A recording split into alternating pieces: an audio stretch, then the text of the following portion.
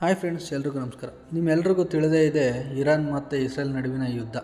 ಈ ಯುದ್ಧ ಏನು ನಡೀತಾ ಇದೆ ಅನ್ನೋದನ್ನು ತಿಳಿಯೋಣ ಬನ್ನಿ. ಇಸ್ರೇಲ್ ಮತ್ತು ಇರಾನ್ ಅಕ್ಕಪಕ್ಕದ ದೇಶಗಳೇನಲ್ಲ. ಈ ರಾಷ್ಟ್ರಗಳ ನಡುವೆ ತುಂಬ ಅಂತರವಿದೆ. ಆದರೂ ಕೂಡ ಈ ಎರಡು ರಾಷ್ಟ್ರಗಳು ಏತಕ್ಕೆ ಯುದ್ಧ ಮಾಡ್ತಾ ಇದ್ದಾವೆ ಅನ್ನೋದನ್ನು ಈ ವಿಡಿಯೋ ಮೂಲಕ ತಿಳಿಯೋಣ ಬನ್ನಿ. ಇಸ್ರೇಲ್ ಮತ್ತು ಇರಾನ್ ದೇಶಗಳು ಮಧ್ಯಪ್ರಾಚ್ಯದಲ್ಲಿ ತಮ್ಮದೇ ಆದ ಪ್ರಾಬಲ್ಯಗಳನ್ನು ಹೊಂದಿರುವ ದೇಶಗಳು. ಆದರೂ ಕೂಡ ಅವರು ಒಬ್ಬರ ಮೇಲೆ ಒಬ್ಬರು ಮಿಸೈಲ್ ದಾಳಿ ಮಾಡುತ್ತಿದ್ದಾರೆ. ಮೇ 14, 1948ರಲ್ಲಿ ಇಸ್ರೇಲ್ಗೆ ಸ್ವಾತಂತ್ರ್ಯ ಸಿಗುತ್ತೆ. ಆದರೆ ಇಸ್ರೇಲಿನ ಸುತ್ತಲಿನ ದೇಶಗಳು ಅವರ ಮೇಲೆ ಯುದ್ಧ ಮಾಡ್ತಾರೆ. ಈ ಸಂದರ್ಭದಲ್ಲೂ ಕೂಡ ಇರಾನ್ ಇಸ್ರೇಲ್ಗೆ ಸಪೋರ್ಟ್ ಮಾಡುತ್ತೆ. 1979ರಲ್ಲಿ ಇರಾನ್ನಲ್ಲಿ ಇಸ್ಲಾಮಿಕ್ ಕ್ರಾಂತಿಯಾಗುತ್ತೆ. ಈ ಕ್ರಾಂತಿಯ ನಂತರ ಇರಾನ್ ದೇಶವು ಮುಸ್ಲಿಮರ ಕೈ ಸೇರುತ್ತದೆ. ಈ ಬದಲಾವಣೆಯಿಂದ ಇರಾನ್ ಮತ್ತು ಇಸ್ರೇಲ್ ನಡುವಿನ ಸಂಬಂಧವು ಕೂಡ ಹಾಳಾಗುತ್ತದೆ. ಇರಾನ್ ದೇಶದ ಮುಖಂಡ ಅಹಮದುಲ್ಲಾ ಖುಮೇನಿ ಇಸ್ರೇಲ್ ದೇಶವನ್ನು ಸೈತಾನ್ ದೇಶ ಮತ್ತು ಶತ್ರು ರಾಷ್ಟ್ರವೆಂದು ಘೋಷಿಸುತ್ತಾನೆ. ಇರಾನ್ಗೆ ಇಸ್ಲಾಮಿಕ್ ರಾಷ್ಟ್ರಗಳ ನಾಯಕನಾಗಬೇಕೆಂಬ ಬಹುದೊಡ್ಡ ಆಸೆ ಇರುತ್ತೆ.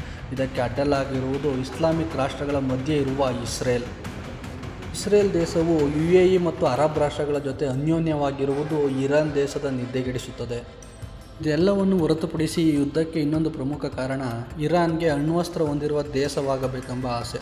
ಇವರ ಆಸೆಗೆ ಅಡ್ಡಲಾಗಿ ನಿಂತಿರುವುದು ಇಸ್ರೇಲ್. ಇದಕ್ಕೆ ಪೂರಕವೆಂಬಂತೆ 2018ರಲ್ಲಿ ಇಸ್ರೇಲ್ ಇರಾನ್ ಮೇಲೆ ದಾಳಿ ಮಾಡಿ ಇರಾನ್ನ ಸೇನಾಧಿಕಾರಿಗಳು ಮತ್ತು ಅಣ್ವಸ್ತ್ರ ವಿಜ್ಞಾನಿಗಳನ್ನು ಕೊಲ್ಲಿಸಿದೆ ಎಂಬ ಆರೋಪವೂ ಕೂಡ ಇದೆ. ಇದರ ಮುಂದುವರೆದ ಭಾಗವಾಗಿ ಇಸ್ರೇಲ್ ಪ್ಯಾಲೆಸ್ತೀನ್ ಮೇಲೆ ದಾಳಿ ಮಾಡುತ್ತದೆ, ಗಾಜಾ ಸಿಟಿಯ ಮೇಲೆ ಮಿಸೈಲ್ಗಳಿಂದ ದಾಳಿ ಮಾಡುತ್ತದೆ ಮತ್ತು ಇರಾನ್ ಸಂಘಟಿತ ಭಯೋತ್ಪಾದಕರ ಮೇಲೆ ದಾಳಿ ಮಾಡುವ ಮೂಲಕ ಇರಾನ್ಗೆ ದೊಡ್ಡ ಎಚ್ಚರಿಕೆಯನ್ನು ನೀಡುತ್ತದೆ. ಇಷ್ಟಕ್ಕೆ ಸುಮ್ಮನಿರದ ಇಸ್ರೇಲ್ ಇನ್ನೂ ಮುಂದುವರೆದು ಜೂನ್ 13, 2025 ಬೆಳಿಗ್ಗೆ 3:25 ಮೊದಲನೇ ಮಿಸೈಲ್ ಸದ್ದು ಕೇಳಿಸುತ್ತದೆ. ಈ ದಾಳಿಯಲ್ಲಿ 250ಕ್ಕೂ ಹೆಚ್ಚು ಯುದ್ಧ ವಿಮಾನಗಳು, 330ಕ್ಕೂ ಹೆಚ್ಚು ಶಸ್ತ್ರಾಸ್ತ್ರಗಳ ಮೂಲಕ ಇಸ್ರೇಲ್ ಇರಾನ್ನ 100ಕ್ಕೂ ಹೆಚ್ಚು ಟಾರ್ಗೆಟ್ಗಳ ಮೇಲೆ ದಾಳಿ ಮಾಡುತ್ತದೆ. ಈ ದಾಳಿಯಲ್ಲಿ ಇರಾನ್ನ ನತಾನ್, ಟೆಹರಾನ್ನ ನ್ಯೂಕ್ಲಿಯರ್ ಸೈಟ್ಗಳು ಧ್ವಂಸವಾಗುತ್ತವೆ. ದೊಡ್ಡ ವಿಮಾನ ನಿಲ್ದಾಣಗಳು ಧ್ವಂಸವಾಗುತ್ತವೆ. ಈ ದಾಳಿಯಲ್ಲಿ ಸಾವಿರಾರು ಜನರು ತಮ್ಮ ಜೀವವನ್ನೇ ಕಳೆದುಕೊಳ್ಳುತ್ತಾರೆ. ಮುಖ್ಯವಾಗಿ ಈ ದಾಳಿಯಲ್ಲಿ ಸೇನಾಧಿಕಾರಿಗಳು ಮತ್ತು ಮುಖ್ಯ ಸೇನಾ ನಿರ್ವಹಣಾ ಅಧಿಕಾರಿಗಳು ಕೂಡ ಈ ದಾಳಿಯಲ್ಲಿ ಸಾವನ್ನಪ್ಪಿದ್ದಾರೆ. ಈ ದಾಳಿಯ ಮೂಲಕ ಇಸ್ರೇಲ್ ಇರಾನ್ನ ಅಣ್ವಸ್ತ್ರ ತಯಾರು ಮಾಡುವ ಕಾರ್ಯಕ್ರಮಕ್ಕೆ ಕೊಟ್ಟ ದೊಡ್ಡ ಆಘಾತವಾಗಿದೆ. ಆದರೆ ಇರಾನ್ ಈ ಎಲ್ಲವನ್ನು ನೋಡಿಕೊಂಡು ಸುಮ್ಮನೆ ಕೂರಲಿಲ್ಲ. ಅದು ಕೂಡ ತನ್ನ ಹಲವಾರು ಮಿಸೈಲ್ಗಳಿಂದ ಇಸ್ರೇಲ್ನ ದೊಡ್ಡ ನಗರಗಳ ಮೇಲೆ ದಾಳಿ ಮಾಡಿ ಬೆಂಕಿ ಉಂಡೆಗಳನ್ನೇ ಸುರಿಸಿದೆ. ಆದರೂ ಕೂಡ ಇರಾನ್ಗೆ ಆದ ನಷ್ಟ ಇಸ್ರೇಲ್ಗೆ ಆಗಿಲ್ಲ.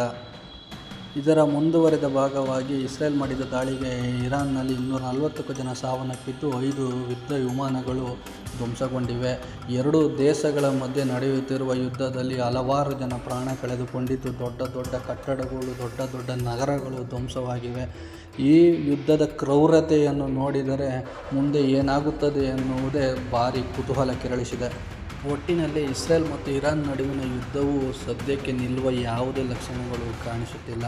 ಅದರ ಬದಲಾಗಿ ಈ ಯುದ್ಧವು ಇನ್ನೂ ಮುಂದುವರಿಯುವ ಎಲ್ಲ ಲಕ್ಷಣಗಳು ಗೋಚರಿಸುತ್ತಿವೆ.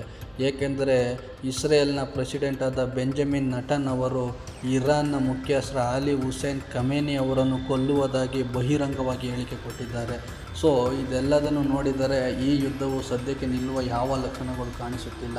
ಇನ್ನು ಈ ಯುದ್ಧಕ್ಕೆ ಸಂಬಂಧಪಟ್ಟಂತೆ ಅಮೆರಿಕ ಇಸ್ರೇಲ್ಗೆ ಬೆಂಬಲ ನೀಡುವುದಾಗಿ ಘೋಷಿಸಿದ್ದು, ರಷ್ಯಾ ಇರಾನ್ಗೆ ಬೆಂಬಲ ನೀಡುವ ಎಲ್ಲ ಲಕ್ಷಣಗಳು ಇದೆ. ಇತ್ತ ಭಾರತ ಎರಡೂ ದೇಶಗಳ ನಡುವೆ ಉತ್ತಮ ಸಂಬಂಧ ಹೊಂದಿದ್ದು ಯಾವುದೇ ನಿರ್ಧಾರವನ್ನು ತೆಗೆದುಕೊಂಡಿಲ್ಲ.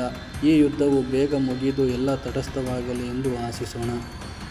ಈ ವಿಡಿಯೋ ನಿಮಗೆ ಇಷ್ಟವಾಗಿದ್ದರೆ ನನ್ನ ಚಾನಲನ್ನು ಸಬ್ಸ್ಕ್ರೈಬ್ ಮಾಡಿ, ಸಪೋರ್ಟ್ ಮಾಡಿ. Thank you.